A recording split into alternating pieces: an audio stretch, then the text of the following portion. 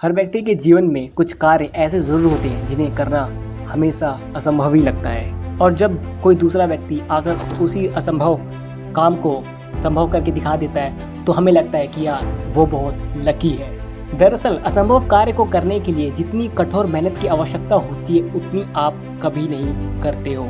कोई भी काम असंभव नहीं होता, बल्कि थोड़ा कठिन होता है। जब कोई काम इतना कठिन होता है जिसे हम आसानी से नहीं कर सकते तो हम बस उसे असंभव मानने लग जाते हैं, और बस यही असंभव शब्द जब हमारे दिमाग में बैठ जाता है तो हम फिर प्रयास करना ही छोड़ देते हैं। तो दोस्तों, आपको याद होगा कि पहले वनडे क्रिकेट में 300 रन बनाना किसी भी टीम के लिए बहुत बड़ी बात होती थी।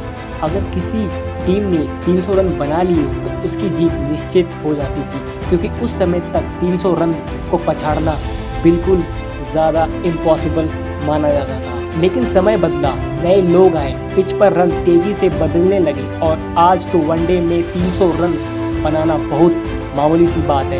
अब तो लोग 400 रन को भी पछाड़ कर रख देते हैं। पहले वनडे शतक बनाने पर बहुत तारीफें होती थी, उसके बारे में तो कोई सोच भी नहीं सकता था। लेकिन हमारे मास्टर ब्लास्टर सचिन तेंदुलकर ने लोगों का इस भ्रम को तोड़ा और वनडे में 200 रन बनाकर एक कीर्तिमान स्थापित किया।